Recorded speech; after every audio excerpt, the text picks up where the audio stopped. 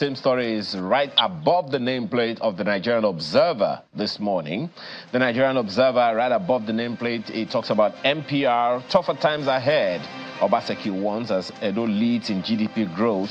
But the main story is right here, reorder national priorities. Invest in productive sectors, Obi tells FG. It sounds like some contribution to national development, and that's a good one, some will say. But then, hey, what do others say? I don't know. But this morning, this is what the Nigerian Observer is saying on its front page. And moving on to the Daily Times, Atiku warns on imminent disaster as Peter Obi that is, slams federal government over Ukraine's grain donation. We've been seeing this particular story since this grain donation happened. But if you want to get more on that, you can go to page 5 of the Daily Times this morning. Atiku warns on imminent disaster as Obi slams federal government over Ukraine's grains donation, from the Daily Times this morning. Well, that was a talking point here as well yesterday when we had a guest saying, look, why? It seemed disgraceful, kind of, but hey, we don't know what the issues are, do we? The Blueprint newspaper has this one on its front page today. Children dying of hunger, dehydration in Gaza. That's according to the World Health Organization. Now, I hope this is enough caution for some who might be beating the drums of war. Children dying of hunger, dehydration in Gaza, according to the World Health Organization. Families eating leaves or animal feed, U.S. laments, says women giving birth to malnourished babies without medical care. Oh gosh. That's the lead story of the Blueprint newspaper today. Really sad story there, but let's move on now to business. The Business Day has this morning, largest consumer firms lose 988 billion naira on weaker naira. We're seeing that from the front page of the Business Day. I'm sure that the business team this morning would have a lot to talk about on this. Largest consumer firms lose 988 billion naira on weaker naira. More on that from the Business Day. And that will bring us to what really stood out for us today in the papers. This prison story actually really stood out for me today. We're seeing that from the Guardian newspaper. 198,432 pending court cases leave many in jail, businesses stranded. That is a very trying situation there from the Guardian newspaper, and the details. Nigeria spending over 5 million every day to feed people, trial inmates who are awaiting trial.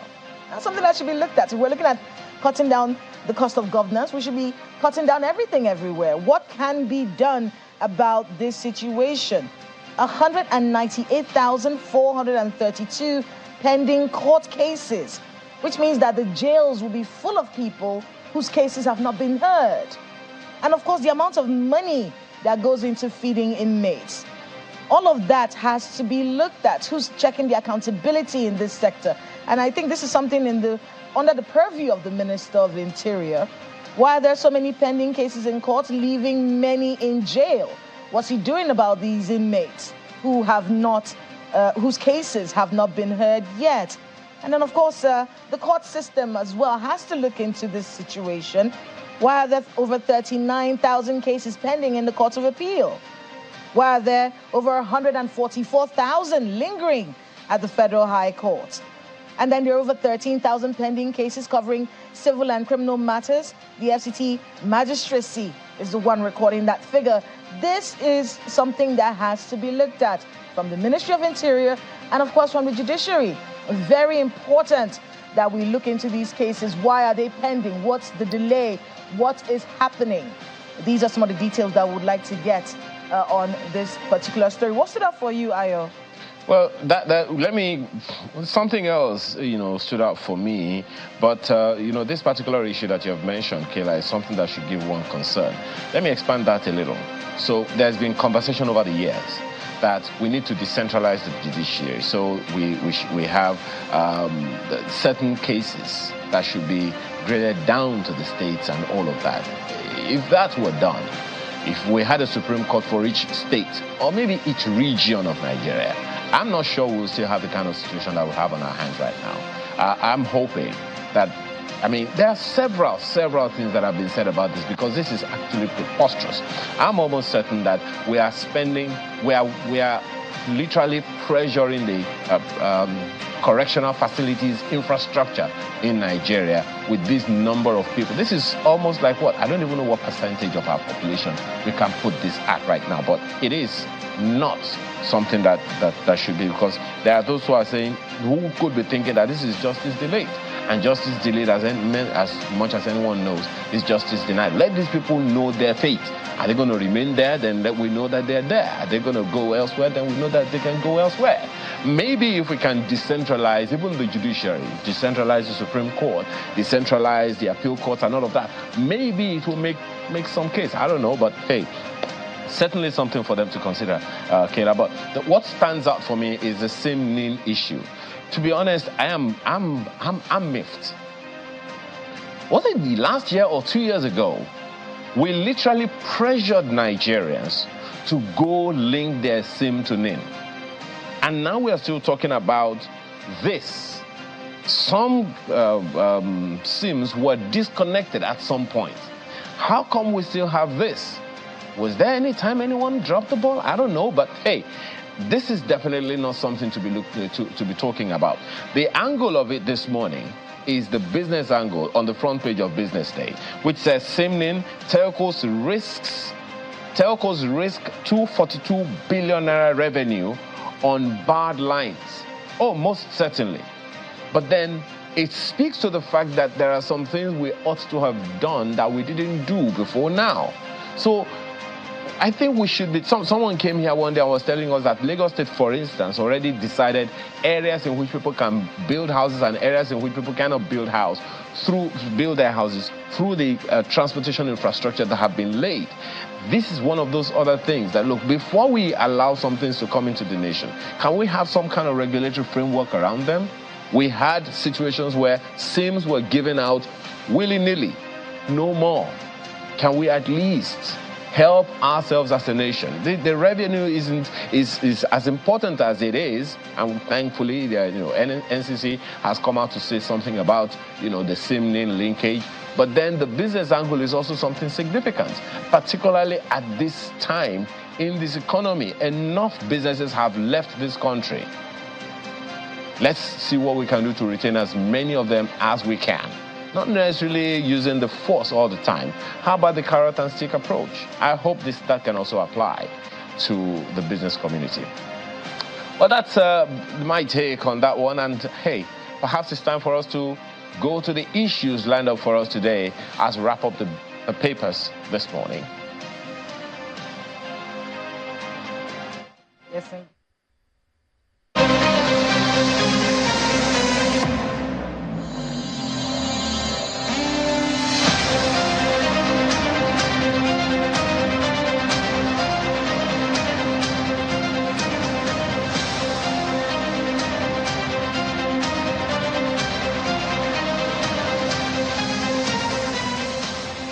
The Chairman, Body of Benches, Honourable Justice Mary Peter Odili, CFR, DSSRS, cordially invites all members of the Body of Benches and aspirants to the call to bar ceremony scheduled to take place from Tuesday 5th to Thursday 7th March 2024 at the Body of Benches complex behind Federal Medical Centre, Jabi District, Abuja by 11 a.m. Each aspirant is entitled to one guest only, who shall be issued an invitation card at the Nigerian Law School. There will be accreditation for aspirants and their guests at the Moshood Abiola National Stadium, commencing at 6 a.m. and ending at 9:30 a.m. on the day of call. Aspirants and guests will be conveyed to the venue of the call in buses designated for that purpose. Only aspirants and guests who have been duly accredited will be granted access to the body of benches complex. This event is strictly by invitation. There will be live coverage of the event on Channels Television. Note that the body of benches meeting for members only will hold on Monday, 4th March 2024 at the body of benches complex by 11 a.m.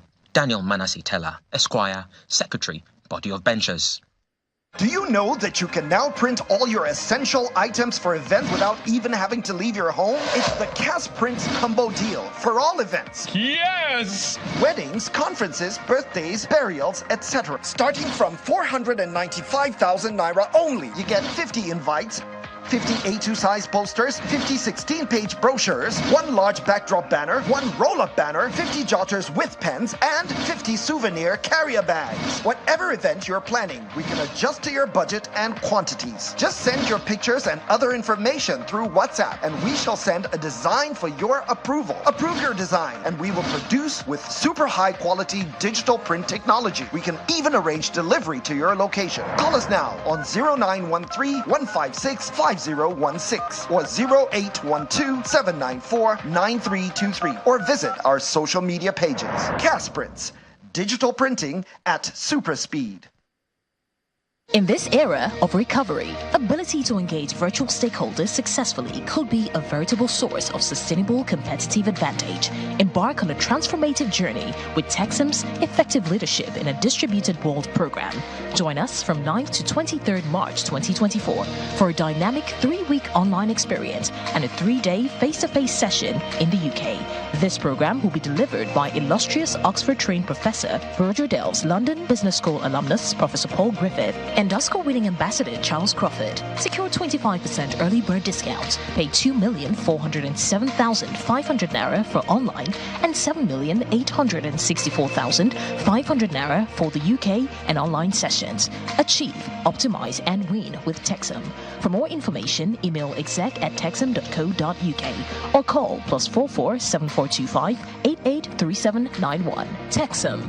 Insights that inspire.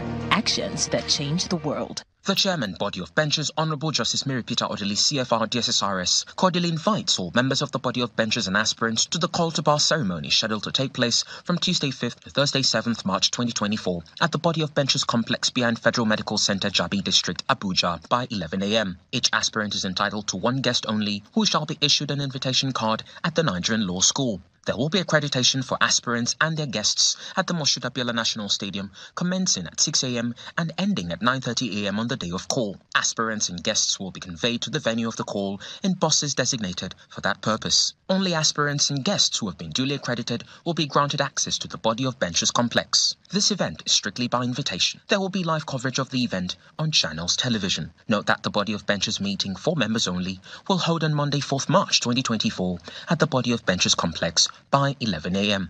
Daniel Manasseh Teller, Esquire, Secretary, Body of Benches.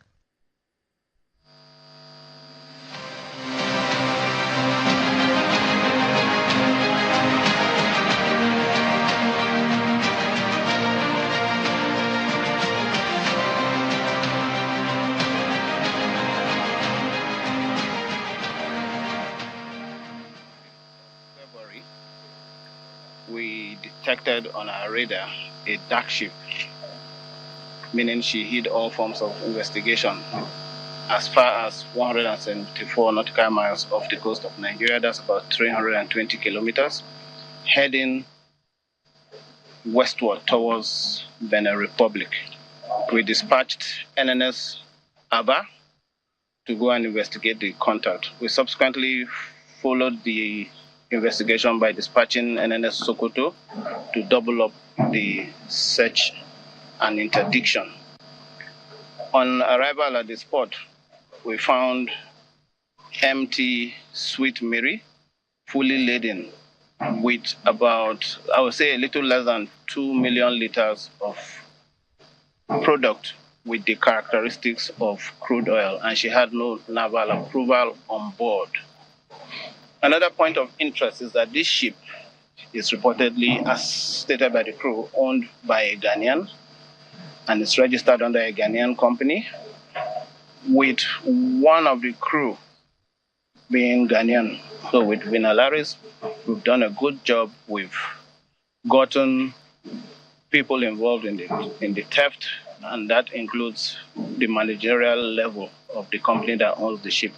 We just have one more person to pick up, and he has absconded. He's outside Nigeria, and we're waiting for him. Well, our conversation this morning has to do with crude oil theft, and it's a conversation that has to be had following this particular story, allegations of complicity in our quest to curb crude oil theft. Operation Delta Sanity has been launched, and we would like to get to know what Operation Delta Sanity is all about, how much progress it's made, how are these people able to come in here and steal oil. It does seem like a very complicated situation, but one that definitely has some sort of explanation. And we need to hear from the Navy on how this is happening. How are these ships able to enter our waterways? Are they able to ferry oil away from pipelines onto ships? A lot of conversations, but helping us understand that this morning is Rear Admiral Mustafa Hassan, the flag officer commanding Western Naval Command of the Nigerian Navy. He's joining us via Zoom. It's good to have you on the program. Good morning. Morning and morning viewers. Morning and morning viewers. Morning and morning viewers. All right, so let's get down to it. Let's talk about this case in particular. A Ghanaian, 12 Nigerians. What's really going on here? How did this happen? And how, was it some kind of intel? What really happened with this particular arrest of people that the Navy say are trying or tried to steal our oil? Okay, thank you very much. We particularly depended on our surveillance equipment and intelligence, and we noticed that these thieves these days go very far away southwards before turning west to the neighboring countries to drop their stolen cargo. So on this day, we noticed a contact at about 174 nautical miles south of Nigeria. That's about 320 kilometers. And we dispatched 2 ships to round up the person. Normally, they put up all forms of identification, which raises our suspicion. And this venture paid off, and we caught empty Sweet Mary with about 2 million liters of crude. Interestingly, the crew immediately confessed to have stolen the crude, and they pointed out that they had foreign backers. So we are doing our preliminary investigations now, and we will hand over to the prosecuting authorities immediately we conclude. So how are they able to steal it? It's the details of it all that really concerns Nigerians. It's a good thing that they've been arrested. It's a great thing that they've also confessed. But how did the stealing happen? Okay, the stealing mostly happens at abandoned wellheads. These wellheads, which do not contribute to the national daily production rate, they dot the whole our waters. They are scattered all over our waters. They are many and fast spread. The thieves usually take advantage of these scattered assets and go steal at night. That is the problem we are facing. There is a strong need to decommission these wellheads because they give incentives to thieves to always try and see what they can cut away. So let me understand these. These are abandoned oil heads, you called them? And yeah, wellhead. So there's crude oil in them? Yep, they are. Why are they not manned? Because they are far below the production capacity of the required by the companies. So they leave them and go to more productive fields. So they cannot be manned by the company, and they are not habitable and have to be abandoned. Normally, they are decommissioned and they are sealed off, but in most of our cases in Nigeria, they're just left open. So you just go there, open, and pick what you want to pick and shut. I mean, oil is not on the floor, you know. You have to pardon us, but we need to really understand oil is in the ground, and these oil fields are in the ground. So how is it abandoned so much? If it's 2 million liters of crude in an abandoned site in Nigeria, is that something that the Nigerian people are supposed to understand, that there's 2 million liters of oil just abandoned somewhere and someone could come in the night and steal it? Is that the explanation we're getting here? Very correct. It's even much more than that. The companies need to work on profitable oil heads. So as they explore, they take out the products, and when the pressure is no longer what they want, they leave and move on. But in normal climes, they are supposed to seal these things, environmental concerns, theft and all. So they're not supposed to seal before moving off, but we don't seal. I don't know why the IOCs do not seal these wellheads and they leave the problems for the government. Well, since they're leaving it for the government, I think it's something the government should actually look into. These are our natural resources. It's something that we should protect. So the decommissioning and the environmental concerns were not strong enough for us to be able to say, okay, look, before we decommission, let's man this asset that someone could steal 2 million liters of crude oil from. But we'll get back to this shortly, but I want to be able to talk about Operation Delta Sanity. Why was it created and what has it been able to achieve so far? Okay. The need to rejig and reinvigorate the Nigerian Navy anti-crude oil theft, anti-illegal bunkering, and anti-pipeline vandalism operations necessitated the launch of Operation Delta Sanity. Relatedly, Mr. President's Renewed Hope agenda and the government's Blue Economy Initiative further necessitated the need for the Nigerian Navy to scale up our operations. The operation was launched by the Chief of the Naval Staff, Vice Admiral I.E. Ogala, Rotimi, and this time around, and unlike previous times, commanders were given the most freedom of action to carry out their operations. And this is without bureaucratic bottlenecks and recourse to taking permissions before using some critical assets like helicopters and sensitive surveillance equipment. So the CNS has also introduced night flying, which gives good intelligence. I would say this operation is a great success because going by the massive onslaught by the Navy, we have made a lot of seizures, destructions of illegal refinery sites, and all. But that is not how I want to measure the gains of Operation Delta Sanity. I would rather want to rely on data from Operation Delta Safe gotten from the oil industry, which points that the 5 trunk lines that feed our offshore terminals, that is the Boni pipeline, the Trans-Ramos, Trans-Escravos, Trans-Focados, and the Trans-Niger, have been operating at between 90 and 98% since December 2022. That means we're almost at maximum capacity. Of course, we have other means of exports, which is like barging and ore. And of course, we've not had problems with barging. So we are doing very well in the fight against oil theft because we've left no stone unturned. All these other thefts you've been hearing being reported are from abandoned wellheads, which the IOCs and others should come up with a way of dealing with. The Operation Delta Sanity has very good prospects, but first we need to do a few things. These wellheads need to be decommissioned. They need to be sealed off totally.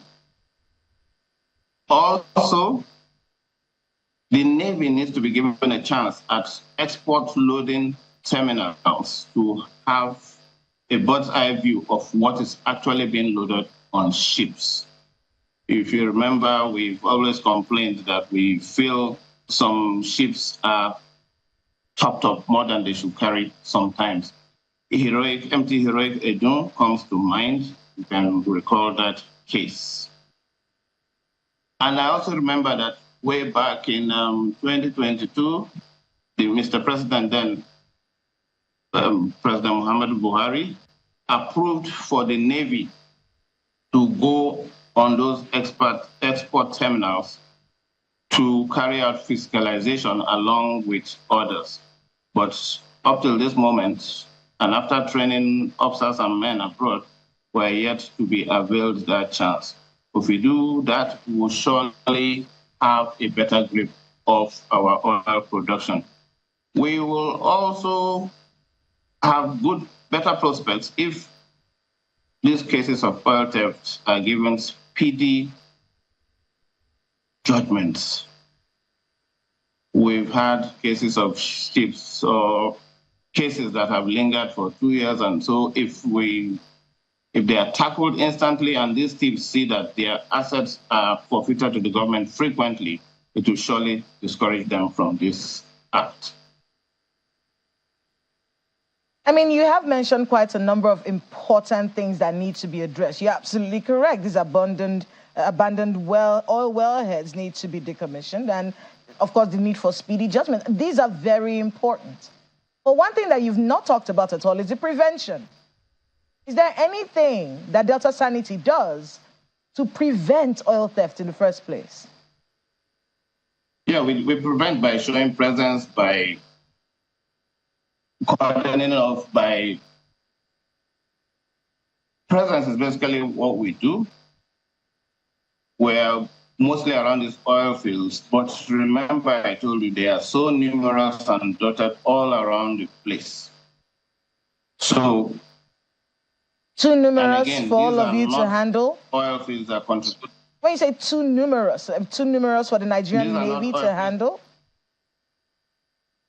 The Nigerian Navy has an area of responsibility of 84,000 square nautical miles, which is much bigger than Nigeria space-wise. So it's an open field that is hard to monitor continuously. For example, if you have a little boat and you're still on, we won't see you on our devices. So it has to be physical presence. So we will need many more ships and boats to be almost at everywhere at the same time. Not too much for us to handle, but we're always doing our best.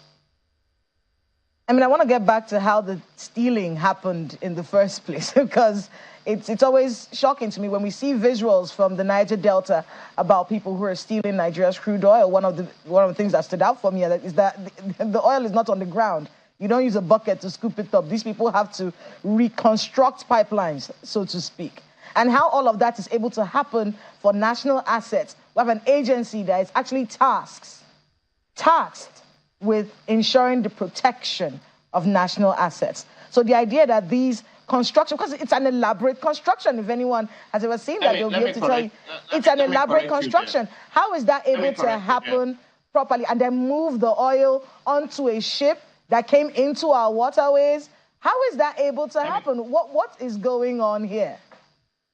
Okay, when you go to an abandoned wellhead, all you need to do is connect your pipe to the well, from the ship to the wellhead, and just turn on the tap. They all have pressure. So it comes out naturally from the underground pressure. You don't need to connect pipes or do engineering work to get that out. All you need to do is connect. I will draw your mind back to empty. You have to connect. Sorry to cut you. Sorry to cut you, Admiral. But you have to connect a pipe, not so. Yes. And then that pipe has to be connected to a ship. Yes. So that's a construction. That's a whole. That doesn't take a few seconds. No. That takes a while. No, you just go to the pipe, to the platform, tie up your ship, connect your pipe. So within an hour, you're connected. You remember MT Vinara's one off the coast of Ondo State? All they did was to go by they switched off, went dark, posted, and went by the platform and quickly tied up and connected 2 hoses for faster operation, but were able to intercept them after they had loaded about 1/3 of their cargo. So what happens after the arrest? 13 people, according to your report, have been arrested, a Ghanaian and 12 Nigerians. And then, of course, the ship has, of course, been confiscated by the Nigerian Navy. So what happens now? These days, we just don't want to hand over and forget the matter. We, at the Navy level, try to get to the big wigs behind the theft. And I must commend the DSS Lagos State for this. They're very effective and they've helped us a lot. We get everybody, the big wigs, the lower level perpetrators, tie up the case, then hand over to the EFCC for prosecution. Okay. So we're doing something different this time around. You did talk about foreign backers. The men who you arrested said they had foreign backers. Could you give us some more details on that? Well, after the arrest, the captain alleged that the vessel was owned by a Ghanaian. He called the name, and he also called the name of the company involved. This oil that is stolen from Nigeria is usually taken out and refined somewhere. So this shows the involvement of foreigners in Nigeria's oil theft. So there's a need for the international community to start rejecting stolen crude, just like blood diamonds. It's very easy to know crude that is not gotten from legal sites. So we should push for stolen crude not to be accepted by foreign actors, state actors this time. I want to get Ayo to join this conversation. I've actually been mouthing since for Ayo to join in, but I'm sure he would have more questions in that level. On that level, when you do catch these foreign backers, has this ever happened? Have you ever been able to catch the foreign backers and actually, bring them to justice or try them? Has this ever happened? I'm not aware of it ever happening, and it's outside my purview. We normally hand over to the prosecuting agencies to finish their job. So I'm not aware of any foreign actors so far. All right, Ayo. So there's a need after them. I'm sure you have a few things to ask Rear Admiral here. Well, yeah, Kayla, thank you very much. Well, let me begin, Rear Admiral, by thanking you and your team for this. That you have done, and let me also believe that there's some kind of reward and motivation for the men, for your foot soldiers who got this job done. Let me begin with that. It's by the CNS at the launch of Operation Delta Sanity in Crude, Delta State, and the briefing he gave us, he made a lot of morale-raising talks that has spurred men into action. Normally, the Navy sails around. We coast generally because the thieves litter our coast, and we've been catching them there. But now you see Navy ships going to the limits of the EEZ with high spirit, high morale. So the CNS also has been a welfareist, which has generally raised the spirit of the officers and men in the Navy. So I think that is also playing a good role in our fight against crude oil theft. He's a reward and punishment person. Well, that is good to hear, and we want that to continue.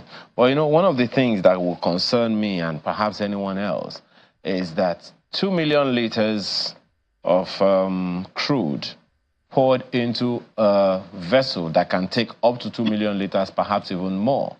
It is not something that is done within 5 minutes. This is just about, I don't know, maybe about 20 or 30 liters, or maybe less. And 2 million liters is quite a lot. It'll take me a little while to pour some water into this cup. How long does it take, for instance, for anyone to fill a tank with 2 million liters of crude? Depending on your pipe size, your pump size, and all, you could do it in 2 hours. Whoa. So it is possible that it was something that was done very, very quickly, and these guys could get out so quickly. But you know, one of the things that also gives me a concern, my apologies, that also gives me a concern is that this definitely happened in a particular community. Isn't that the case? No, that's not the case. Usually offshore in the waters, open space in the waters at night. All right. Now, you also said that this particular oil well is one of those that had been abandoned for a while. How many of such can you guess exist in our country today? Guesswork, I'll put it guesswork. Remember, I'm not an expert. I don't work in that field. I'll put it at 1,000 guesswork. I'm not an expert, not my question. 1,000. So about 1,000 abandoned wellheads in the country, all connected to Nigeria's wealth. That's one way to put it, right? Again, I say guesswork. I'm not the expert. Okay. I understand. Okay. So directly, we would put this job of auditing, if we are to use that term, the job of auditing the wellheads in the country all over. We'll put it under the the Ministry of Petroleum Resources. I'm assuming that is the case. I'm not an expert. I don't know. Okay. Because it concerns crude oil, it is safe to say that will probably be something for the Ministry of Petroleum to do. I'm asking these questions because I believe that the Navy will not be working alone. You have alluded some responsibility to the DSS, for instance. So I'm assuming that you're working with the DSS, working with other security agencies. You're also working with some institutions of government that are directly responsible for these particular aspects of our lives. We are talking about crude oil theft. The NNPC has come out to speak to it. The fact that there has been quite a number of them that have been terminated over time. Putting that burden squarely under the purview of the Ministry of Petroleum Resources. Is that a consideration that you think might also help your job in curbing oil theft in the country? Anything done to stop the stealing is a consideration for me. I won't go into details because above my pay grade. Okay, that is understandable as well. But speak to the efforts to curb crude oil theft in the country. How well would you say we have done or we are doing in that regard? What you have done and what you and your men have done in this particular case is commendable. I also read that there's a particular, independent private organization that has praised the Navy to high heavens for that. But what are the inhibitions in the way of curbing crude oil theft in the country? Inhibitions, I'll still put it at inadequate platforms. We have platforms where 84,000 square nautical miles is very large. So we can't say we have enough ships. There will never be enough. And I think no Navy has enough ships, but we still can do more to saturate our waters with these assets, because the more we spend on procuring and maintaining assets, the more we save for the country. So there's a need to get more assets towards fighting crude oil theft.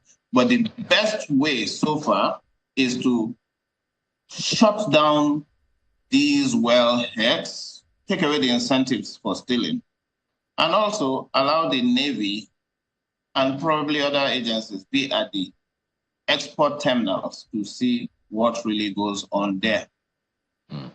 So now, when you say, and you've said that quite a number of times on this program this morning, that the oil wells should be shut down, who should be doing that? I think from the little I've gathered, it's the responsibility of the IOCs. You finish, you shut down. Now, in the I'll leave event it at the IOCs. Okay. It's In up the to the event that regulatory agencies to force them to do their job. Okay. All right. So let's just say that the IOCs under the supervision of the regulatory agencies. That's a given, and I'm sure that they're listening to you and they'll take their own bit of it. Now, one of the other concerns, and I know you're going to say it's above your pay grade or it's outside of your purview, is what they call consequences.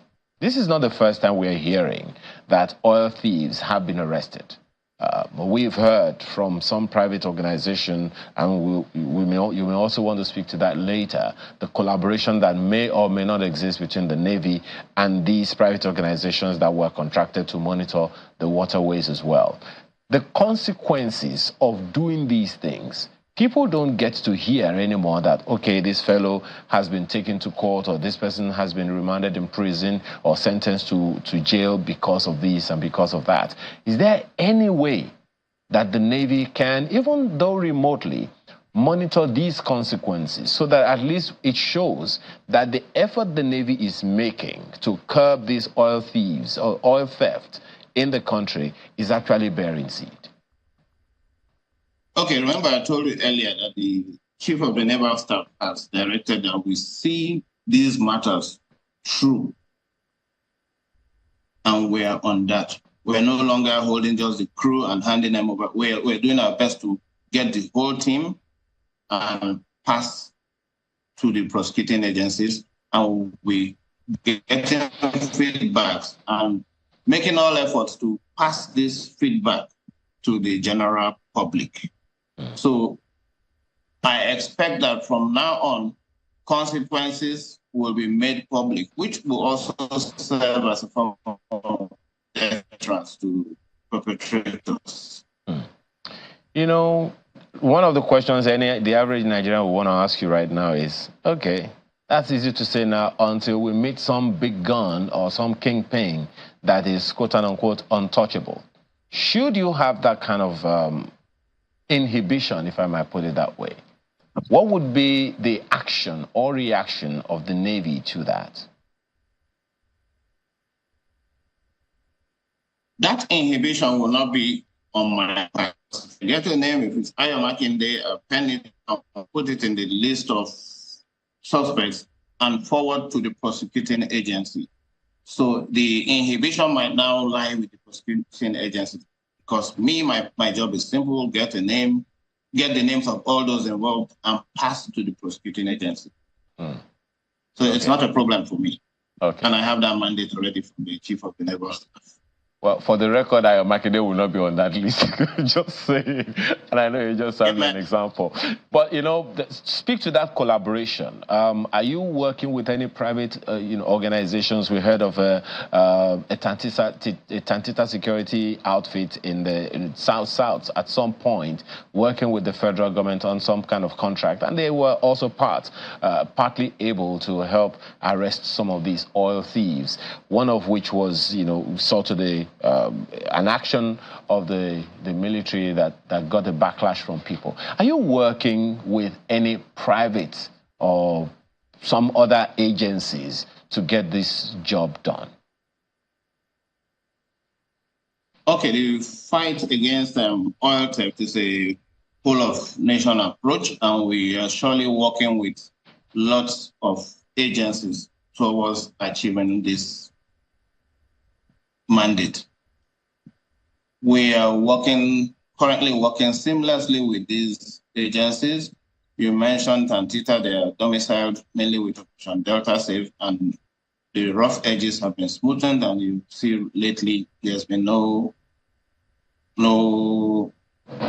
quarrel or anything. So we're working very fine with all of them. Intelligence is being shared, making good progress in the fight against crude oil theft. And again, this is testified to by what I told you about the 5 main trunk lines that supply the export terminals, operating at 90 to 98% since December. So we're making very good progress in the fight against crude oil theft. You mentioned Operation Delta Safe now, and the other one that saw to this particular action we're discussing now. How many of such operations are ongoing at this moment? It depends. Are you talking about operations against crude oil theft and all, or general operations in the country? No, particularly crude oil theft. Majorly, we have Operation Delta Safe, Operation Delta Sanity, Operation Awasi, and a few others. Okay. All right. You have talked about the need for some kind of funding, some kind of more facilities. Is there anything you think that maybe, officials in the National Assembly can do to facilitate and fast track, if possible, some of the challenges so that we can actually bring this oil thieving, activities to a foreseeable close within the shortest possible time? Okay, the political masters have been seeing the progress made by the Nigerian Navy, and I am categorical in saying that they've been very instrumental in raising our funding over time. So, yes, we still need more to be able to cover more spaces, but they are doing very well. And I'm sure they are watching this program and they will continue to strive to push the Navy forward. I know it's been a very grueling morning session with you, Admiral Mustafa Hassan, but it's a situation that we do need a lot of clarification on, and of course, like you heard Ayo say, congratulations, really, and thank you for all the work that you do. I mean, the Nigerian Navy is speaking up, which is one of the aspects of the situation that has really got me, looking at the Navy. Why are you speaking up right now? What's really going on? When military agencies volunteer information, just as a traumatized Nigerian, I start to wonder what's really happening here. Is there a reason? I think it's important really for us to understand that these abandoned oil wellheads have been lying there and people are able to steal from them and whatnot. So very critical. I want to talk a bit, following up on what Ayo talked about there with collaborations. You mentioned the blue economy earlier. What kind of collaborations is the Nigerian Navy doing with the concept of blue economy right now?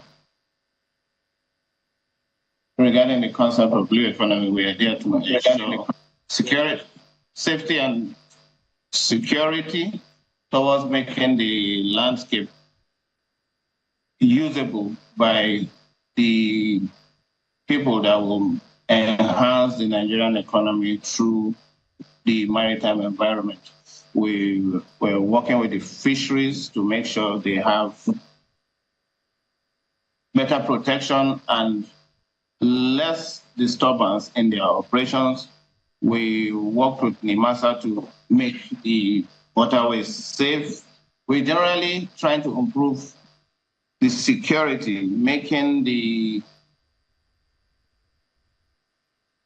maritime environment friendly enough for investors in the blue economic space. And that is a very, very important point there.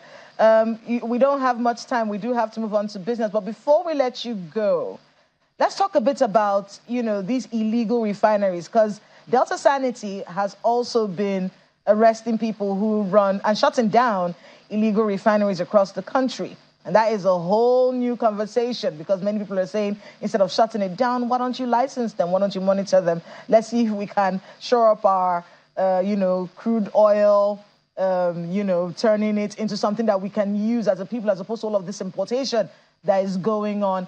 What do you make of that? And, where are we with the shutting down of these illegal refineries?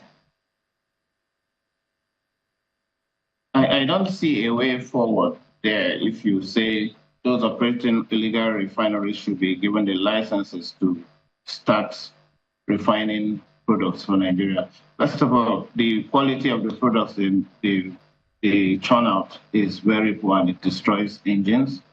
But most importantly, are they buying these products? remember, they mess up the environment. Then now, are they getting these products for free? No matter how you get a small amount of the population and give legitimate businesses in the cooking sector, a number of criminals will still exist and will continue to cook this crude. Okay, well, we do have to wrap it up there, Rear Admiral Mustafa Hassan. But, you know, I know this is a conversation that we do have to have again, especially when it comes to these illegal refineries. I want to thank you very much for being with us on Sunrise Daily this morning. Good luck with all the work you have ahead of you. And thank you for your service to the country. Thank you very much. It is time for business, and I hear that Laddie Williams is standing by. Stay tuned. We'll be back afterwards.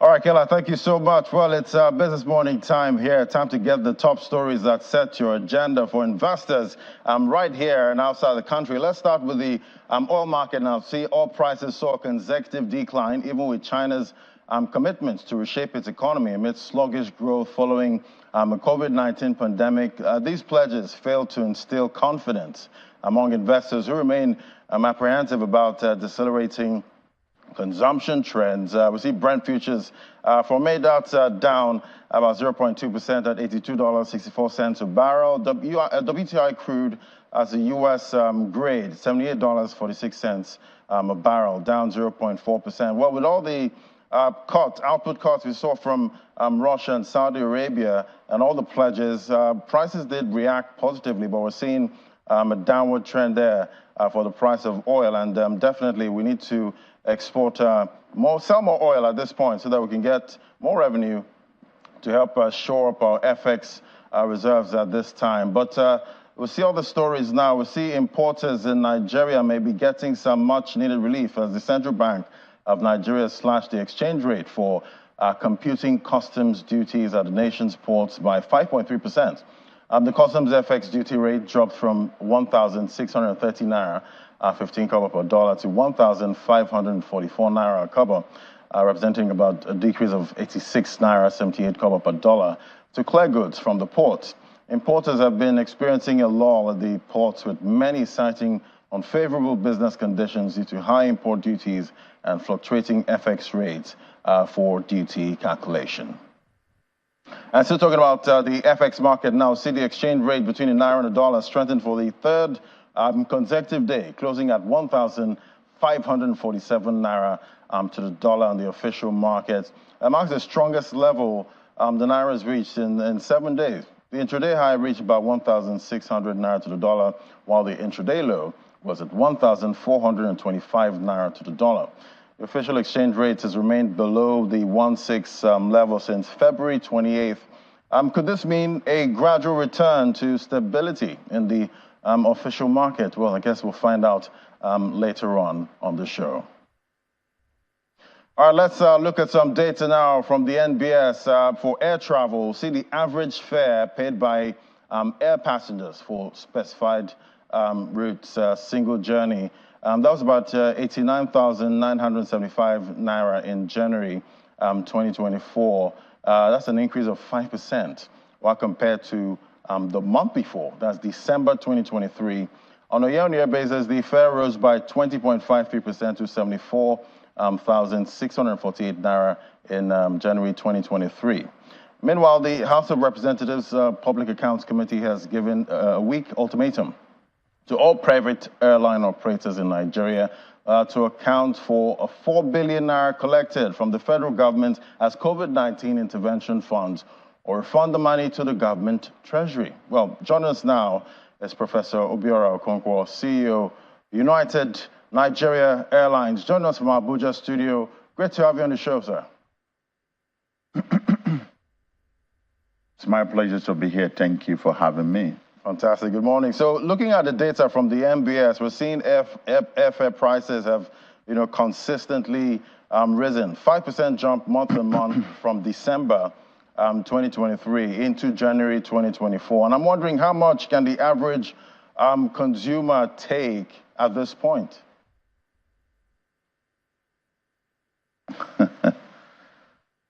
Well, as you can see, the cost of everything is rising in Nigeria, and the reason is very obvious. It's all about the inflation rate that everybody and every sector is experiencing.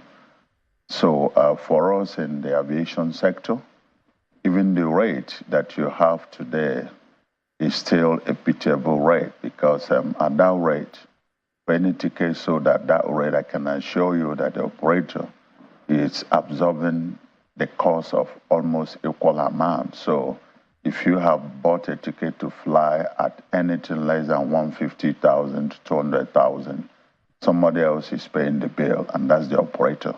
So we're operating at a huge loss now, simply because we cannot meet up the speed of the changing rate of the Naira, and we are very sensitive to the burden it could have on an average traveler in Nigeria. So it's really a very difficult time for the sector, and I hope something should be done very soon and quickly. Otherwise, you might see a whole lot of operators very soon going under, because the operating environment is very, very tough. Looking at the official FX window there, we've seen about 3 consecutive days of stability right now, and I hope that continues, going forward. But, this is early days for 2024. For you, what are you seeing are the immediate solutions, we can provide this time so that we can see prices? Because most times we see prices go up and never come down. What do you think can be done in the short term to bring some kind of, sanity to prices in the short term? Yeah, well, we are happy with the success recorded so far in the last 1 week, and it's our hope that we'll continue to come down below 1,000 probably. And we've always said that one thing very, very certain to do is that government should look inward and find out where these problems are coming. It's not from outside.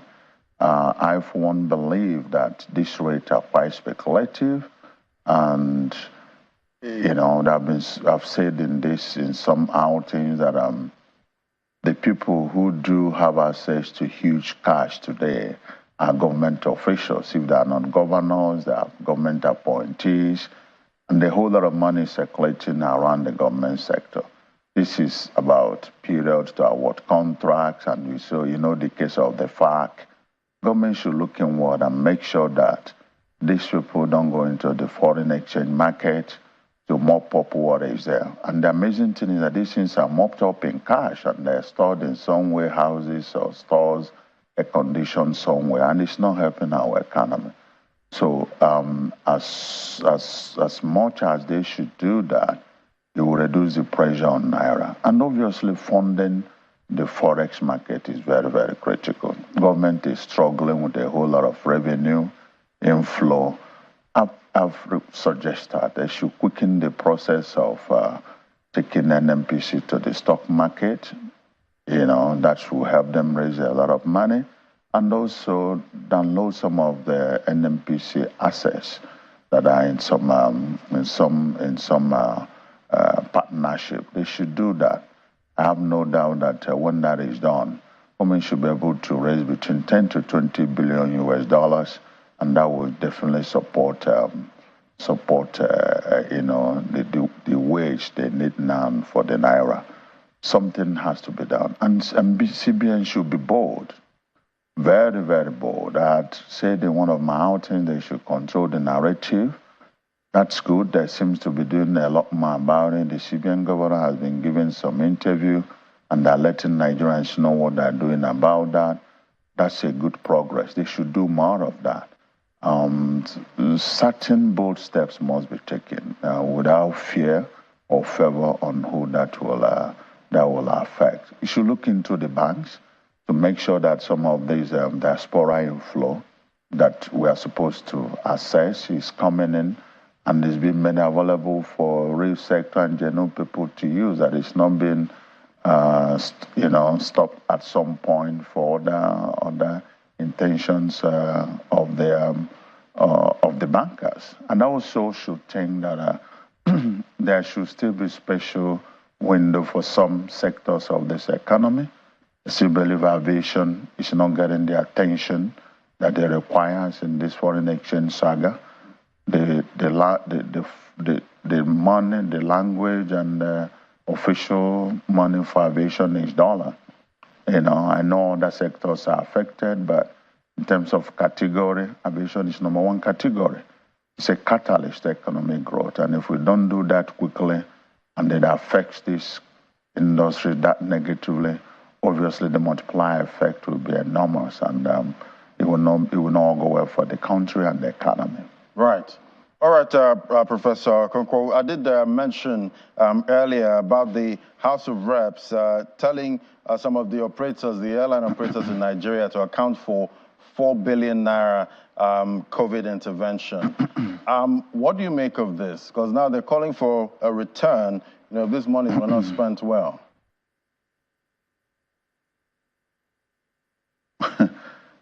To start with, the money that was given to the operators was just 3 billion, not 4 billion. And I guess that they are probably not properly informed. When they are properly informed, there will be no need for this call. It's really not anything to worry about. I believe when that money was shared among those who received that, it's such a very minor and tiny money that nobody should be worried about. There's no operator that money could even pay a 1 month salary of its of the staff contingent. So I don't think that that is an issue that we should that we should spend any time to talk about. So the operators won't have any problem returning those monies then? Returning? Did you embezzle money that they're asking them to return? Because the House of Reps are saying some of the operators didn't spend these monies on what it should have been spent on. Well, I wonder what they know that should be spent on. You know, and during the COVID, some sectors were supported. And even if you look at that money that was given the aviation sector, compared to the support that their equivalent got in different parts of the world, that's very ridiculous and laughable. It does not even solve any single problem. I think the problem is that the committee have not really been properly briefed. And this money came from Minister of Aviation. It did not come as a form of loan. It came as a form of support grant to cushion the effect of the COVID-19, which we consider very, very minor. It's nothing. We still feel that nothing was done to that industry. So I really think that the call for return is just too much of a soundbite for the news. We're going through a whole lot, and we don't need that distraction now. So if you want to call for return, any operator can easily write that check without even.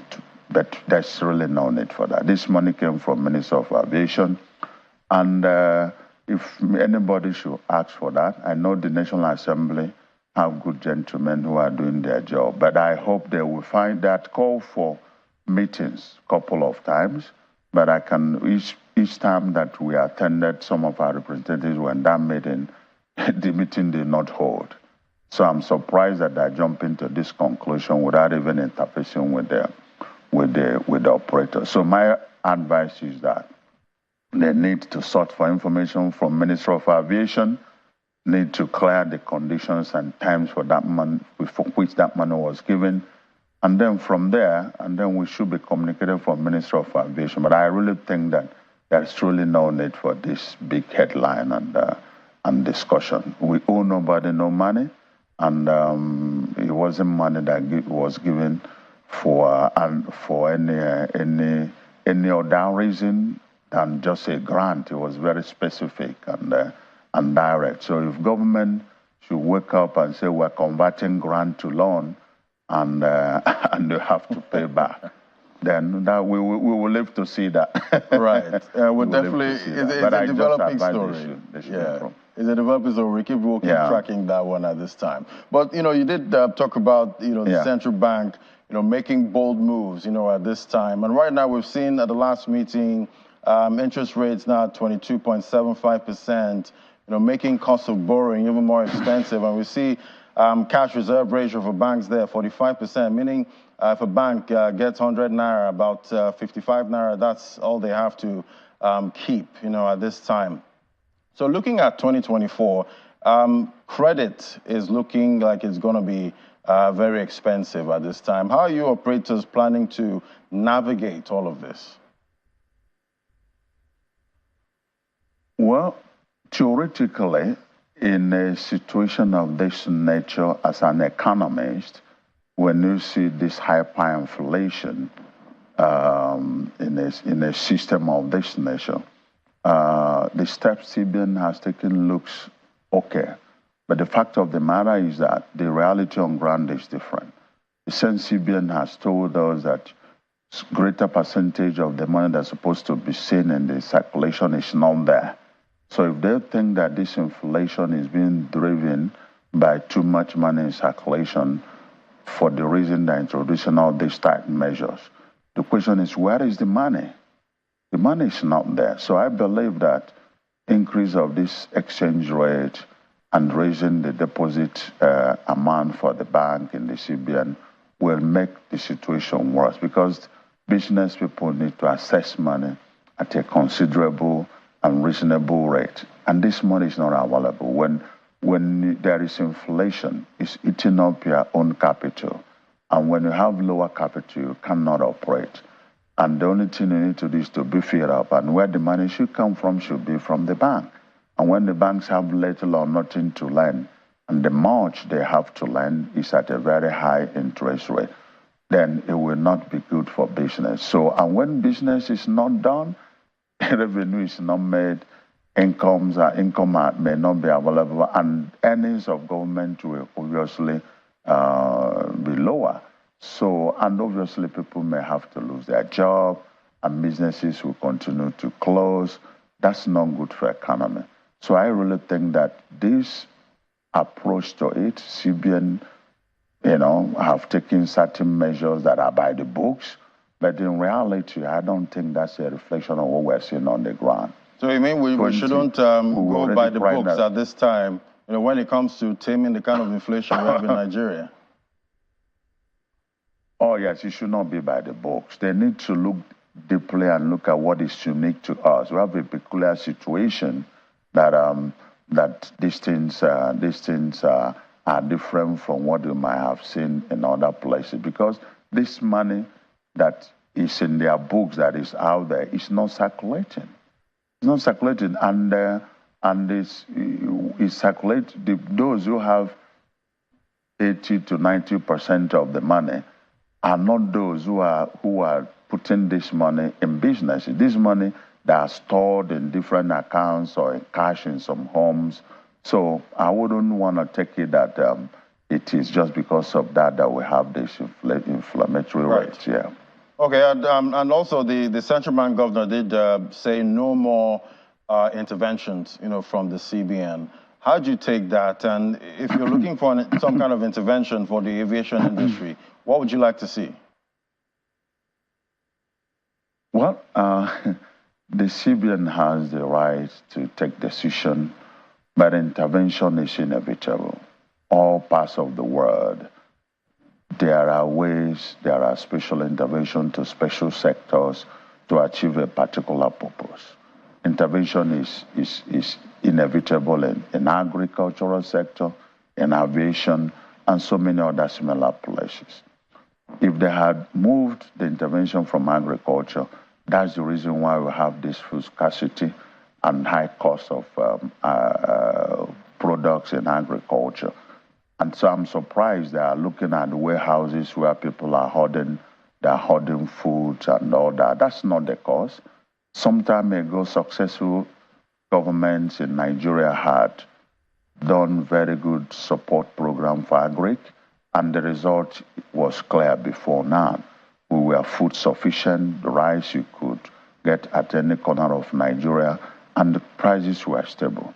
This intervention, there's no government in the world that does not intervene in certain critical sectors. If you don't intervene in the production process, you intervene also in the spending power of the citizens. You know, just look at it. We can't just walk away. I do not think that they should allow the economy to flow. We've seen the effect of allowing Naira to flow, and you see where it's taking us.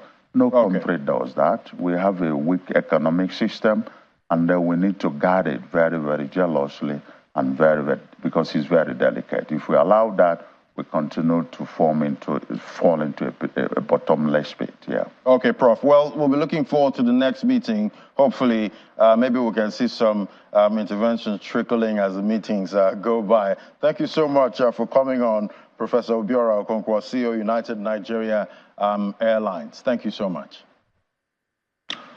Thank you very much. Well, we hope CBN will reconsider their position, because that's really what the country needs now. All right, we'll be looking forward to the next meeting. Thank you so much. All right, now let's definitely, I did talk about the Naira earlier, and it's remained below the 1.6 level since February 28th. Could our FX woes be over? Time for the commodities market update, and we have Dumebi Oluwole, senior economist, FDC, join us right here. Is it too early to bring out the champagne? The Naira is strengthening. Is it time to celebrate? I would say just hold on. As you hold on? Let it keep chilling. Put the champagne down. Yeah. Okay, all right. Not down, in the fridge. In the fridge. Meaning there's time to... So I'll still pop it at some point? Exactly. Okay. Exactly. So how are you seeing it? I mean, I would say it's some respite that we're seeing. And obviously, because of positively anchored investor sentiment and also market expectations, and this is split in two ways: inflation expectations and exchange rate expectations. The CBN did make a very bold call at the MPC meeting, and one of the reasons why they did do that is so that they're able to positively anchor market expectations to taming or bridging the gap between interest rates, effective interest rates, and inflation. And we're seeing this gap beginning to narrow. TBO rates are already higher, and we expect that trend to continue as the monetary policy transmission mechanism, continues to strengthen. So basically, we're seeing a more hawkish CBN sticking to its core function of achieving price stability. And what this is doing is anchoring inflation and exchange rate expectations positively. We're also seeing that the CBN is trying to reduce money supply growth, or at least reduce the rate of increase in money supply. And the thinking here in terms of, I would say, economic theory now is, when there's too much money chasing too few goods. And the too few goods now that we're looking at is the exchange rate, the demand for dollars. So we've seen money supply completely surge between January 2023 and January 2024. We're seeing an increase of over 70% in money supply. So clearly there's a lot of, there's a lot of Naira right now. Whether it's in the hands of the people, it's another conversation. But from the data, we do know that there's a significant increase in money supply. Cash in circulation is also high. But the question now is, the people that have this cash, what exactly are they using it to do? And one of the big things is the Naira that is in supply today is being used to demand for dollars, either for hedging or for purchase, for imports, or speculation, whatever it may be. Right. We're seeing that increase in money supply growth correlates significantly with the demand, with FX demand. And that's one of the drivers of speculation. Yes. We Binance has been in the news. That P2P market. Yes. And ever since that P2P market, that's been shut down for now. We've seen some kind of stability. I mean, I wouldn't draw such stark correlations. Right. Simply because what is fueling all of this is there are lots of things happening right now. We're seeing effective interest rates increase. It is very possible that people are moving their Naira instead of trying to demand for more dollars. They're investing in treasury bills to get higher yields. There is that happening. We've also seen the CBN also kind of address dollar demand from commercial banks with the circular that they released, I think immediately after the devaluation that happened earlier in January. That is also an effect that we could see happen here. The other thing is people are probably just, you know what, people don't really have enough money to actually make this, you know, make so much demand for dollars. So there are a lot of things happening, a lot of factors that could have led to this. It's not. It couldn't definitely not only be binance, and that's also not to say that it's not possible that, oh, this is also one of the things that have driven the demand. But to outrightly say this is the reason, I would say that's very wrong, because it has nothing to do with market fundamentals. Okay, so we will definitely take that and see if this is actually sustainable, because we're hoping, you know, that this, you know, strengthening, you know, continues, you know, going forward into 2024. But looking at prices now, commodity prices, at the end of the day, the average man wants to know, is this going to bring down the price of Gary now that we're seeing stability, you know, with the dollar? I did expect that question. And I would say that an increase in interest rates is supposed to do that. But then there is a lag effect. The interest rates were increased February 26th or February 27th. Prices will not come down until about 6 months after. There is that lag effect, especially for developing economies where the transmission mechanism is really slow. So typically for a developing economy, what we expect is when there's an increase or a change in monetary policy stance or monetary policy tools and adjustment of interest rates, it does take about 6 to 24 months to have a complete effect, to have the desired outcome that we need, and which is a significant decrease in inflation. That is not to say that we would not start seeing that tempering, you know, start to happen. It will happen, but it would happen at a very slow pace. And remember that the inflation numbers that we're going to be hearing, you know, we're going to be seeing very soon, I think that's by middle of March, at the inflation numbers for things that happened in February, which we still expect, you know, to be very high. In fact, we do expect inflation for February's headline inflation to actually come in at about 30%, and that will be the highest inflation in Nigeria's democratic history. Now, moving on to how it would reflect in the price of commodities, I did say it will take time for that to happen. 6 months. Or so the near term, exactly, and we don't. We most likely would not see another rate hike by the March meeting. It's just too close for another, you know, tightening. Maybe some kind of hold. Exactly. For the next meeting. CBN might most likely would maintain interest rates where they are, and the reason why they would do that is to say they want to see the impact of how the first rate hike, you know, definitely translates into reduced money supply growth, reduced inflation, and more exchange rate stability. And again, just back of the question that you asked me about prices. So what I'm saying is we would not see prices begin significantly decline in the near term.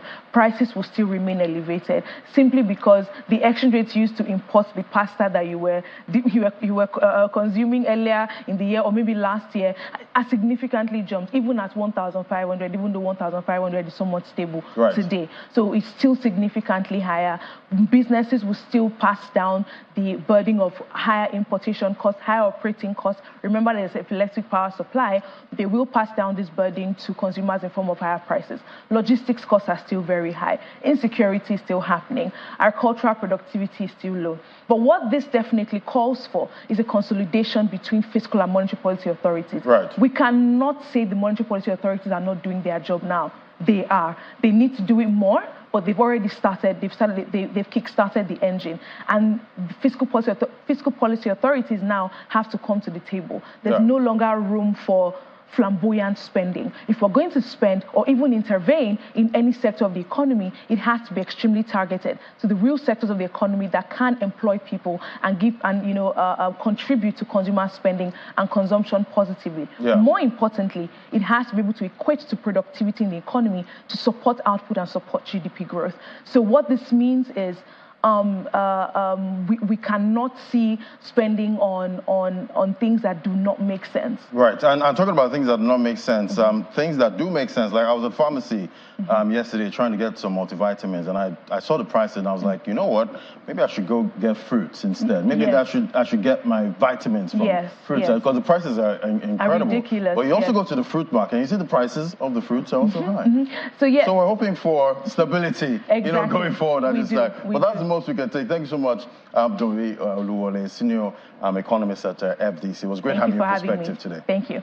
Right. So definitely, we're seeing the markets at this time. Yesterday's close. Let's just get a quick check. See how the NGX managed to close yesterday. We see 0.10%. That's the jump there. 98,847 for the first trading session this week. 55.88 trillion. That's the market cap. You know, we did get that first listing of 2024 yesterday. That's Transco Power. So the market closed green yesterday. We're looking out for how it's going to close today after the bell today. Thank you so much for watching. I'm Ladi Williams. I hand things over now to the Sunrise Daily team.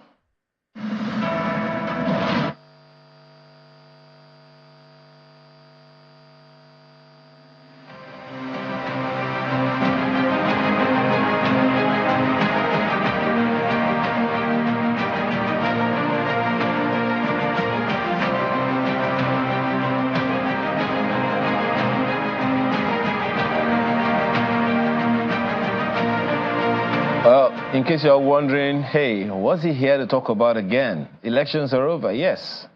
Don't forget, for as long as you are a public official, you are a public servant one way or the other, and that is why we're here to discuss how we can get governance right. Because, hey, we need all hands on deck to ensure that we bring down the cost of living.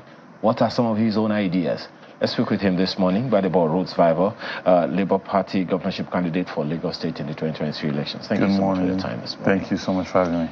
Well, let me begin by asking you, because I know that you must have quite a number of people who look up to you and who are wondering, okay, what's going on really? How are you receiving all that is going on in the polity in Nigeria today? Well, first, it's about trying to understand how so many people are able to make a living, to survive, to eat, with the harsh economic realities that we are now facing, based on policies that I feel were not well thought out. At least the impact that it will have on the common man was not well thought out. And like the report that I was just talking about yesterday, my heart goes out to people that have to buy inhalers and asthma medication right now, or people that just need to get medicines. These things have gone up significantly. People are barely able to eat once a day now. But other than that, we keep trying to help as much as we can. We have a health insurance package that we're giving to communities to sort of help them at this point of time. Whatever thing you can do to help in your capacity, you do. And keep trying to push the idea of hope. Right? A nation's journey does not just start and end in 4 years. It's a marathon, it's not a sprint. Our spirits must not be broken. We must continue to see democracy as a way to actually get in people that we feel will push our interests and Nigeria and Lagos, you know, to a better place. So those are my positions in relation to how we deal with all of this and help any way that we can. You know, one of the angles to that, and interestingly so, is this thing that a number of people, even, you know, government officials, even, you know, ordinary Nigerians, specialists, and leaders of thought in their own right have said, the fact that even we ourselves, I mean, you have spoken about what you are doing as an individual, not a government official, you know, intervening. But then there is also the situation where people do whatever they can to take advantage of other people, raising the prices of whatever, simply because of the economic realities. How do we preach empathy in that kind of situation? First, I believe that the government has to lead by gaining trust of the people. The government must show that they have empathy and they show an understanding of the suffering that people are dealing with. It's very bad political optics for a government to understand the difficult financial situation it's in and then spend so much money buying luxury cars for themselves, for the First Lady, renovating the Presidential Lodge. Meanwhile, there's a building that is on Bodilon and Queen's Drive, right? This is not showing that we feel the suffering that you are feeling. I'm not sure you're getting my question. The question is about the ordinary Nigerians who exploit ordinary Nigerians as well. So that's what I'm trying to tell you. You see, everything that you see at the grassroots, right, is reflecting what is happening at the top. If a people feel that what is celebrated is a shakedown, is taken from people without adding value. You see that trickle all the way down. Now, I understand what you're saying, because people will say, what is the input in corn on a farm in somewhere in Ogun State? How does dollar affect it? Right? But then those people also tell you that they're paying for a lot of things, that the prices are going up, whether it is kerosene for their cooking, whether it is fuel, whether it is diesel, and things that have generally gone up. But you see what the main issue is a lack of trust in the system. So people are panicking. And when people panic, they start to create disruptions in the economic fabric that, causes this kind of situation where inflation is galloping. But if people had trust and faith in the government, and I'm saying that the government can earn that trust and faith if they also show that they understand the suffering. It's almost, there's a very big disconnect when you see the entourages that they fly with, when you see the son of the president using the presidential jet to go and watch polo. It just shows a very significant disconnect. And that is why you're seeing what you're seeing, in my opinion. Now, if you want me to tighten my belt, I would like you, my leader, to also tighten your belt. I would like to see you driving made in Nigeria cars. So encourage me to also buy made in Nigeria cars. And then this will also then reduce our foreign, our monies that are taking capital flight because of imports. Well, the challenges are many. And just recently, again, we've seen that a number of people in different communities of the nation, we've heard of one or two places, including FCT just recently, people going to warehouses of government to loot, yes, because they are hungry and all of those things. I don't know who to speak to or what to speak with. From your understanding, what should be the process of disbursing such things so that yes, people don't get to that point? Yes. So thank you so much for that question. You see, I think that even when customs announced that we're going to give rice in Lagos State, and some people were stampeded and some people died, when a people fear that there is not enough, that is when they start to behave in these ways. For instance, if you're at a party and you know that you're going to get rice, you're not going to get up to go and be struggling for rice. You know that it's going to be served to everybody. And that's where systems come in and working with and planning properly and working with local organizations. There are churches that are constantly giving out food every Sunday. The Muslim Ummah is giving out food regularly and supporting people, right? And they are doing these in communities. So distribution must be at the community level, right? So that first you are dealing with fewer people at every point in time. And these people are dealing with people that they know and they trust. And so when I started, I said the idea of palliatives and how people will cope with this situation when you change policy was not well thought out. And for me, I feel that if you can get distribution done at community levels, right, it will be a lot more effective and you start to see these things less. Now, the idea that somebody is going and jumping over a roof and breaking through is looting, and it's not something we should encourage by any means. But the government also has a role to play, first in securing those locations, and two, in creating a because you saw what happened during COVID, where politicians were hoarding some of these palliatives that were planning to use in campaigns. All these things are playing out in Nigeria's subconscious. So when they know that there's food stored somewhere, they are thinking one politician might go and corner this thing. Let us go and get it first. So it goes back to the idea that there is no trust, right? So how do we build that trust? Yeah. I'm asking you because as we, had that conversation before we came on air, you represent quite a significant chunk of people. Yeah. And they have a rhetoric that a number of people would feel is not patriotic. To build trust, to build patriotism, to build confidence of the people, it all takes communication.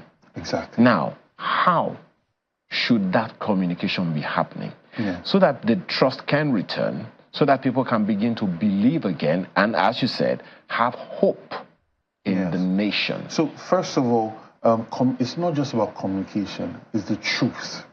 We have, in the last 2 election cycles, there's been a lot of propaganda, a lot of lies that have been spun just to pull, the hood over the people's eyes. And eventually people see the truth.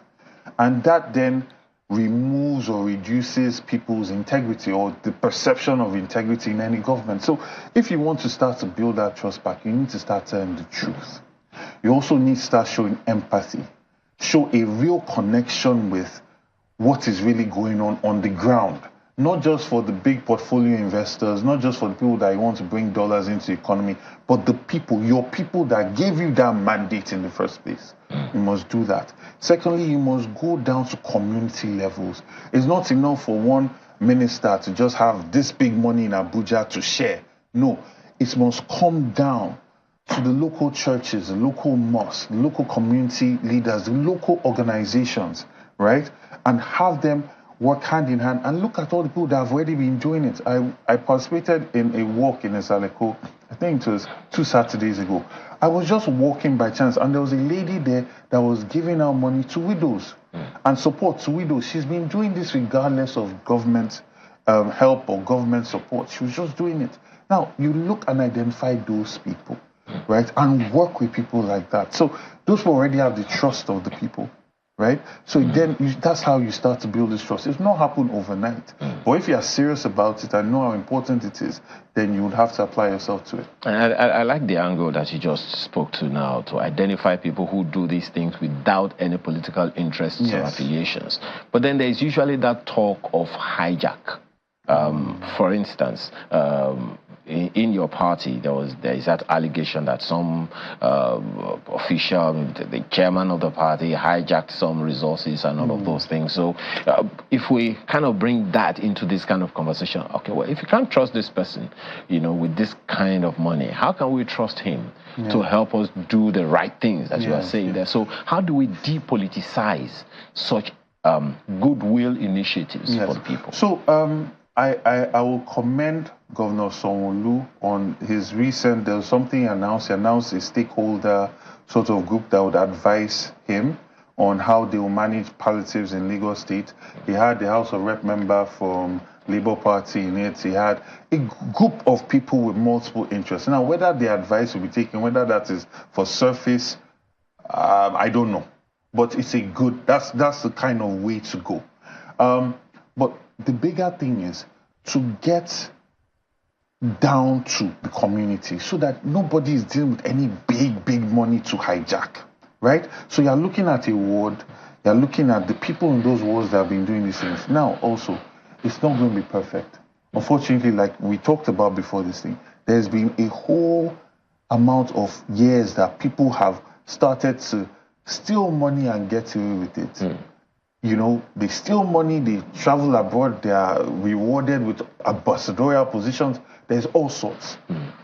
But now we must start to find these people. And then there must now be a real feedback loop where if you do not use this money for what you're supposed to use it for, there are real consequences. And that's how you build trust over time. Well, to that, and I'm glad that you talked about, what, some politician is doing to intervene. You see, I'm asking you questions about nationhood because if it doesn't work in Niger State, there's a good chance that some of them would come to your own state as well and all of those things. So, so let's talk to Lagos State. Lagos State has arguably one of the most active populations in the country. And even though you have commended what the governor is doing in a particular direction, there are those who would also speak to the need for the other staff of the people, the chairman of the local government, the councillor, the member of the House of Assembly in each of the local government and communities in the nation, the senator that is gone to Abuja to represent them, the members of the House of Representatives that's going to represent them. Don't they have an intervention, some kind of intervention responsibility to ensure that at least we can ameliorate the pains that the people are going through? Most certainly, and this also speaks to the root cause of a problem.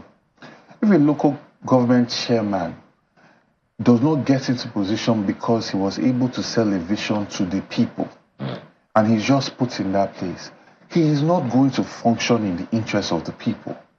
It will function in the interest of the people that put him there, right? And this has plagued Lagos State for a very long time. Your local government chairman, the first time I go in politics, I ran for local government chairman of Ikeja, local government. The local government chairman is the closest person to you that can make a difference to your life, right, in your immediate environment. Most people don't know the names of their local government chairman, right, because they have really been ineffective. And they don't come around selling themselves and selling their vision. How about those who also believe that it's because they themselves, their powers have been arm twisted, so to speak? Of course. And that's also because they are in a party that is the way things are done. Is it a function of the party or the fact that that's the way it is in the country and it's just, showing up in different parts of the nation? Okay, so how something is in the country is how people have accepted it over a period of time. Some people might resist it, but people have accepted that, okay, this is how it is done. We'll have a local government election and it's just going to be written, right? But there are people that have also pushed back. Now, in the event that somebody from a different kind of thought process emerges, they will do things differently. And that's why I talk about the party. But back to your question, local government, the councillors, all have, because like we were talking about, it's about those communities at that local level, all have a part to play in interventions, and they should have the trust of their people, right? They should have the trust of their people. They should know people on one-on-one basis, on name recognition, name basis. And these are people that can actually get the job done and have the job go very deep in communities, especially to ameliorate the suffering that people are dealing with. Okay. I have a few other things to raise with you, but my colleague Kayla has a question for you. Go ahead, Kayla. Yes, indeed. I wanted to be able to talk a lot about this palliative situation with Mr. Badegbo. This conversation about moving palliative distribution. Let's just be clear, palliatives are here to stay. It's going to be happening as long as we are navigating this rough economic climate. But how it's supposed to be disbursed, and that's a very big issue that a lot of people have been weighing in on. And I heard you just talk about the fact that it should be done at community level. Some people believe that you should use the local government system to distribute these palliatives. But you've mentioned, picking up on, well-meaning individuals and using churches and those kinds of institutions to be able to get these palliatives out of there. But I didn't get your answer to that question really about capture. You see, things are never how they look. And as long as there is interest in something, politicians will want to use it. How do we ensure, if for instance, we decide to use religious institutions, as you have mentioned, to distribute palliatives at local levels to make sure that those who need them actually get them?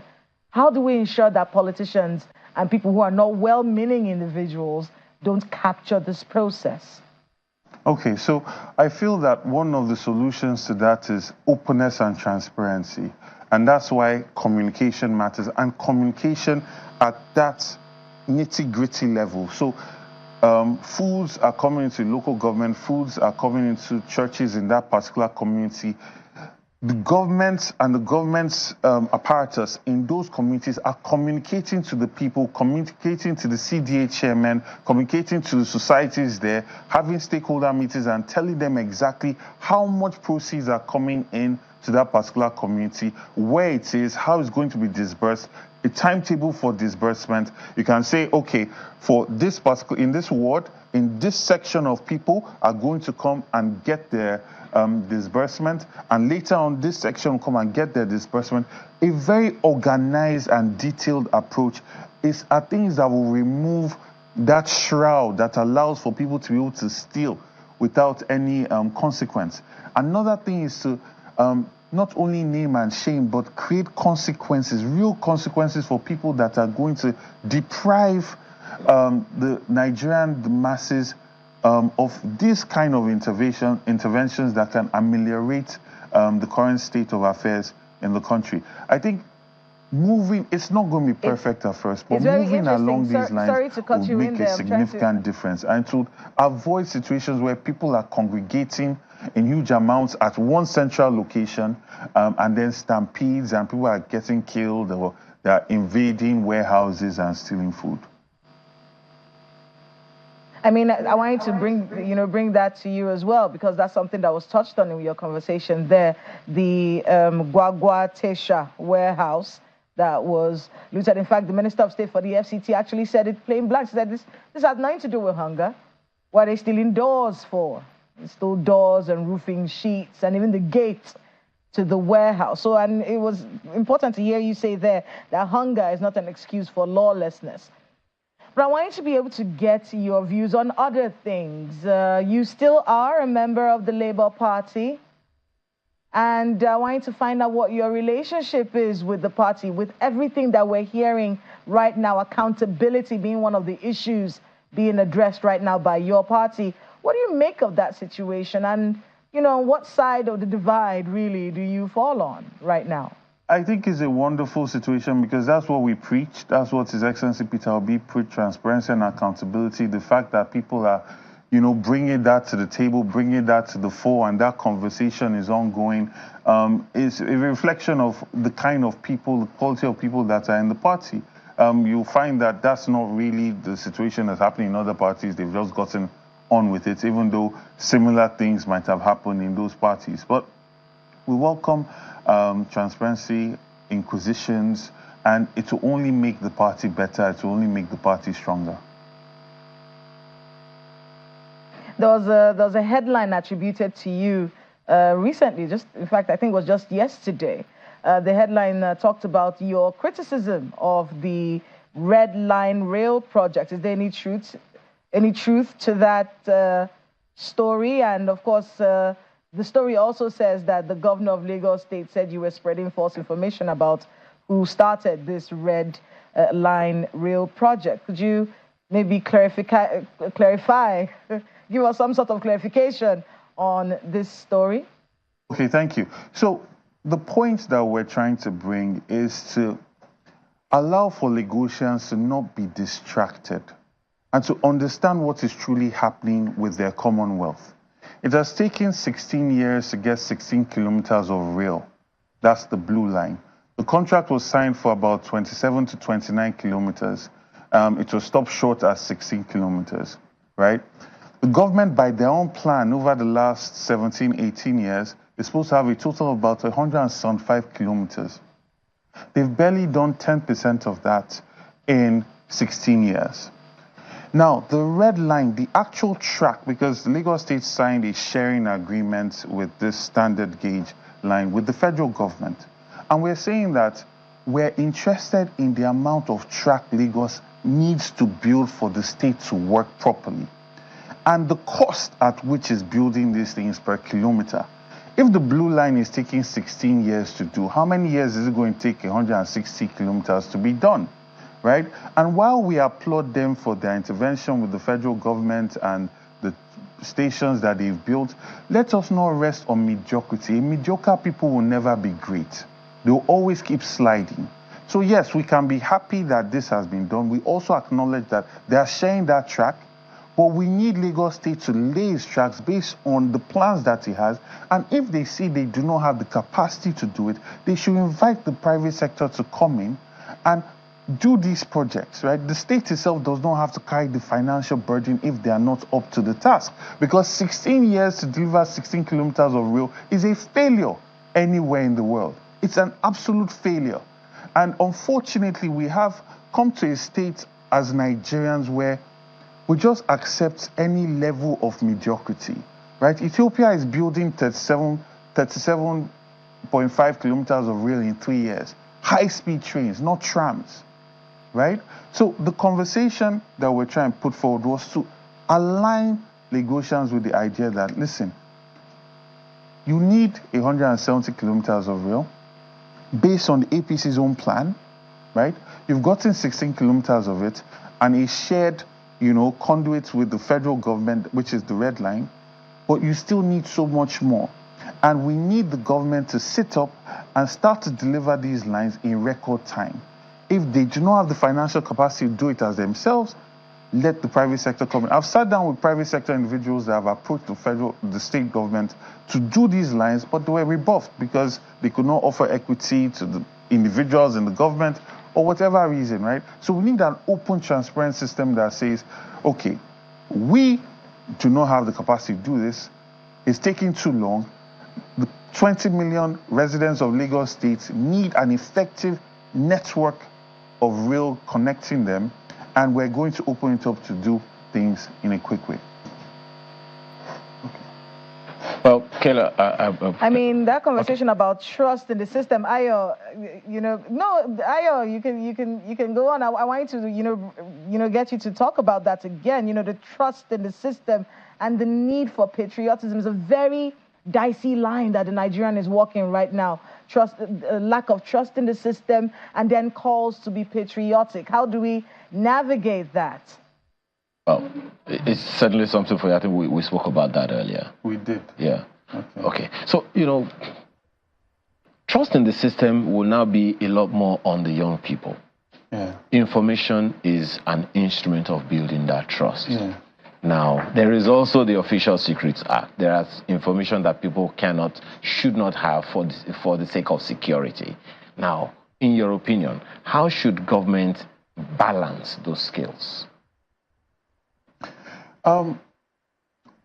In terms of information, the government has a right to its secrets that can allow for its protection, and we must see that the government is effectively trying to protect the citizenry. But I still feel that it's not so much rocket science.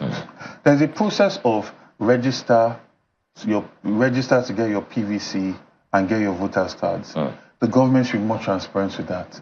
If you are talking about winning young people over, let them register, let them be able to come and get their voters cards without problem. Don't be saying these people from this part of society or the country cannot get their voters cards, meanwhile these people can, or all sorts of arrangements that create controversy, create things that take away from trust of the government, right? Have transparent elections. Right. So I'm not just talking about this government now, I'm talking about on the long run. Because now you have people that are going to be turning 18, right? You have a new generation coming. I'm going to be 41 this week. There's already like 2 sets coming behind me. So to win them over, because this is the issue. By 2050, our population is most likely going to be double. From a selfish point of view, Lagos State's population is going to double. And this is predominantly a lot of young people.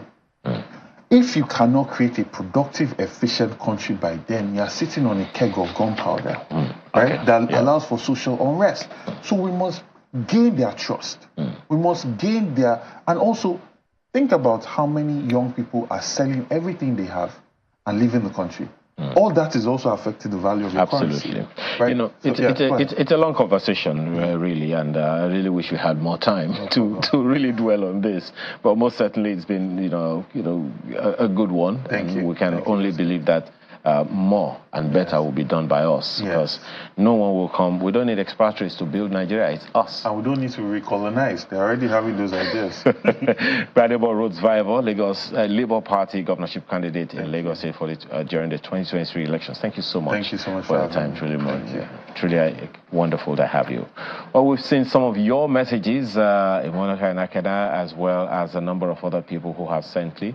Thank you for the privilege of being a part of your morning. I'm Ayo Makinde. Do have a wonderful day. And I am Kayla Megwa. Have a wonderful day as well. Remember to, make sure you are kept away from all of the dust if you are in the FCT. But definitely have a wonderful day ahead.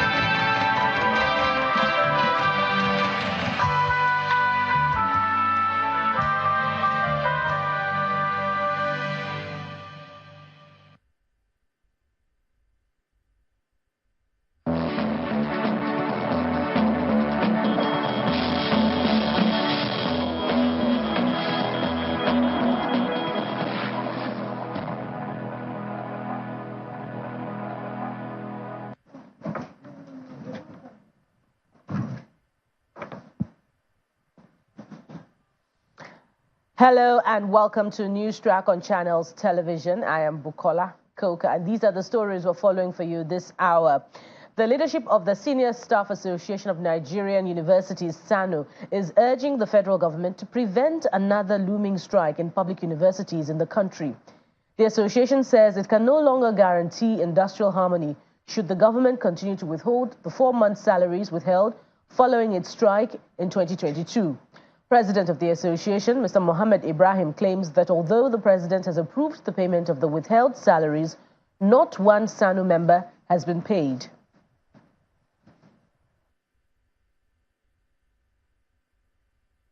Here we are working in the same environment.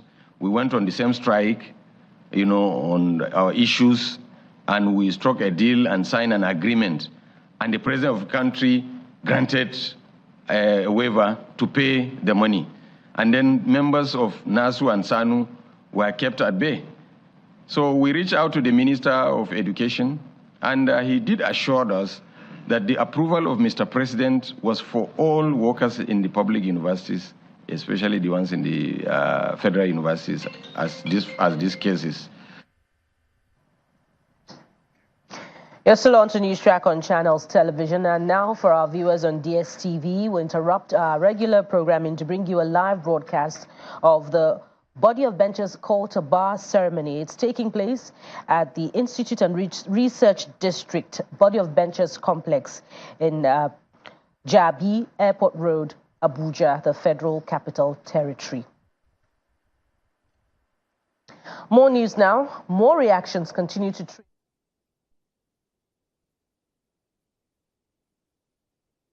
Live Channels Television event.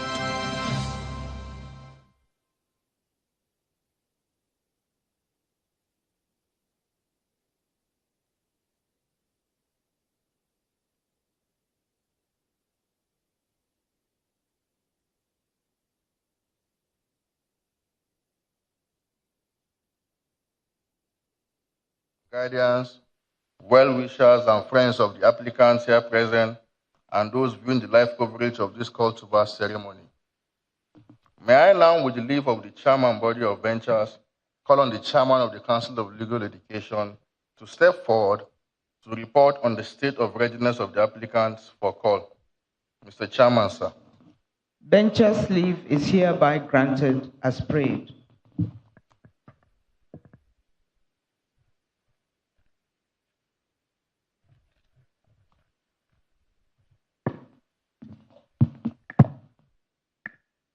Mr. Chairman, sir, the students of the Nigerian Law School who have successfully completed their training and passed the bar finals examination conducted by the Council of Legal Education are ready for presentation to the Body of Benchers for call to the bar. May I respectfully, Mr. Chairman, seek leave to call on the Director General of the Nigerian Law School, Professor Issa Hayatu Chiroma, SAN, to present the report and to summon the applicants for call to appear before the Honorable Benchers. Benchers' leave is hereby granted as prayed. As the Chairman pleases.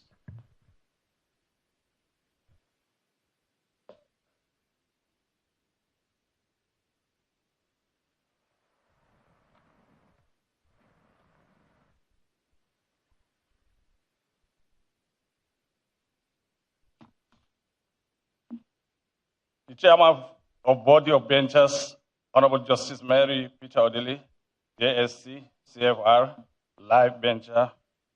The Vice Chairman of Body of Benchers, Chief S.A. Awomolo, Senior